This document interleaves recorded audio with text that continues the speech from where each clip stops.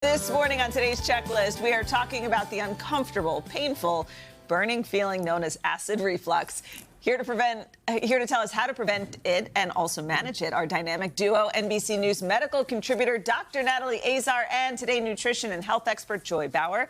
The duo we love. Hey guys. So let's get into it. Acid reflux, what is it? Who's more likely to get it? Okay, so you probably have all heard the term GERD, G-E-R-D. That stands for Gastroesophageal Reflux Disease, and the problem is in the name. It does have to do with acid reflux. So if you think about it, when we eat food, from the start to the finish, we want food and digestive products to go in one direction, and that is down. Sometimes at the very end of the esophagus, which is that tube between the mouth and the stomach, there's a one-way valve that keeps things going in that direction, and sometimes that muscle can get kind of weak, and we get acid and other stomach contents that come up into the esophagus that causes acid reflux. One of the most common symptoms, of course, is heartburn. You know, every once in a while, we've all experienced it. You eat a heavy meal, you eat something spicy, you feel it, not an issue. But once it starts to become a problem a couple of times a week, every single week, that becomes a disease if it starts to impact your life.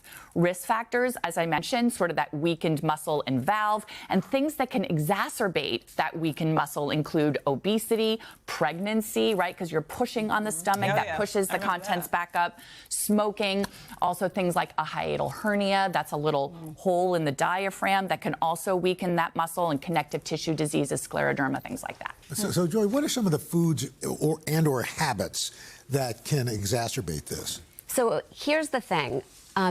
Reflux triggers are very personal. So in other words, somebody could eat an entire plate of spicy tacos and be totally fine.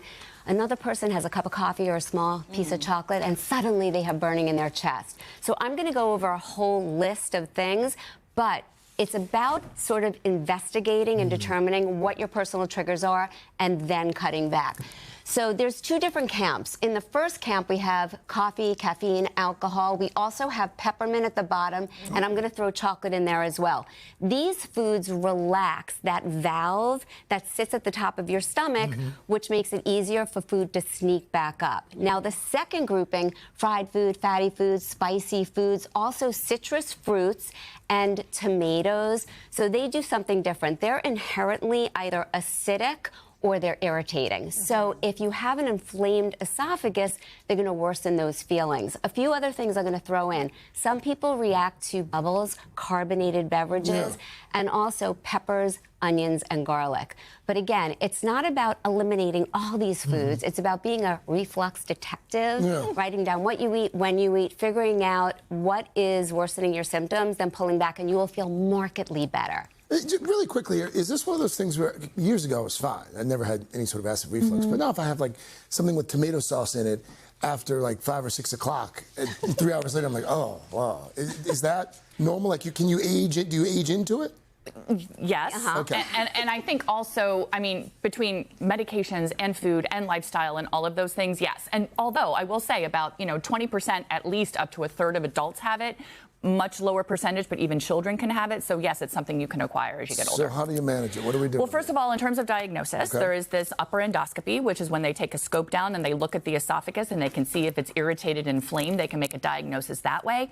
If they're not 100% sure the esophagus looks normal, they can stick a little capsule, which is a pH monitor, into the endoscopy and keep it there for a couple of days. They can measure how much acid is being produced. And then something called manometry, which is actually testing how well the esophagus functions as a muscle. In terms of treatment, lifestyle, super, super important. If you have weight to lose, you need to lose weight. But antacids, over-the-counter, Maalox Tums, that works quickly, but kind of the effect goes away very quickly. Then we have Pepcid, Zantac. Those are over-the-counter antacid or acid blockers. The bigger group called PPIs or proton pump inhibitors, sort of the mainstay of treatment that lasts for much, much longer and can prevent attacks.